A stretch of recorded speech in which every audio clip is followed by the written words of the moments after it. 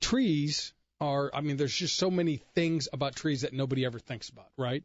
And from a real estate perspective, they can make a huge difference in the presentation of the house and the value of the house. And what we find is, frequently when I'm on a listing call, I'll walk around the yard and I'll say, well, how do you take care of your trees? Do you prune them? Do you have a service? Do you feed for? And most of the time, people look at me like, what the hell are you talking about? It's a tree. I don't have to do anything. The tree just stands out in the yard and grows.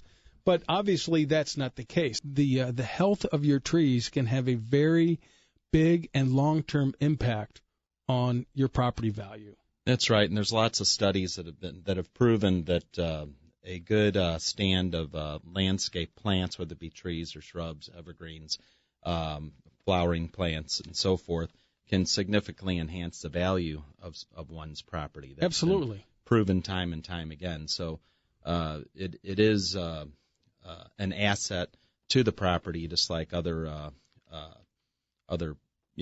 pools or patios, right, or other structures of the home. So, and well-maintained, just like a well-maintained anything. You don't want to have a run-down screen porch or a cracked concrete drive, especially if you're trying to sell a home.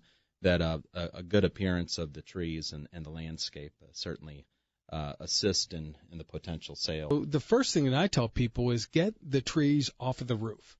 A tree touching your house is not a good thing. Am I right? Well, it can lead to shingles being shaded too much. A lot of roofers will say, hey, get the sunshine on the roof so that you don't have a lot of moss or other algae and stuff growing on it. Also, you'll keep insects from maybe crawling up the limbs and jumping on the house. There's a lot of ant issues, so a lot of exterminators will recommend the same. And just the motion, the trees constantly rubbing across the roof, I see huge wear spots. Oh, yeah. And on siding and on fascia boards, and it also makes squirrel highways for squirrels to get in the house. And so we do a lot of roof clearance and house clearance. You can have limbs way above that overhang the roof, because the shading of the roof is actually a beneficial thing for heating and cooling cost, especially obviously cooling shade in the summer on the roof can significantly reduce your cooling costs.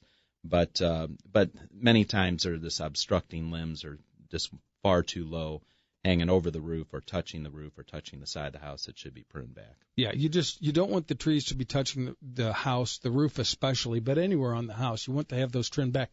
And the other thing that we look at, if you're thinking about putting your house on the market, if you're thinking about maximizing value, which everybody does, if your trees look shaggy, especially in front of the house, have them trimmed back. It's amazing to me what a difference it looks. Just the visual presentation of a house when the trees are kind of thick, and you can tell that nobody's ever paid any attention to them. And really, I'm kind of surprised it's not that expensive to come in, and if you have, 8 or 10 trees in your front yard, it's not going to be thousands of dollars to have those trees fixed up, cleaned up, pruned back, and whatever.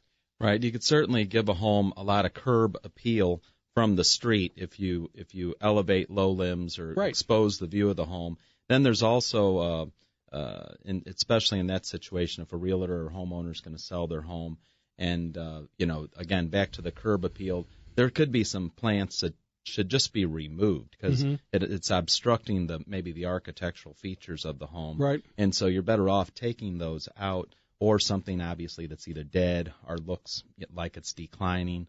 If you can eliminate a lot of eyesores, it certainly would make the house more appealing. Yeah.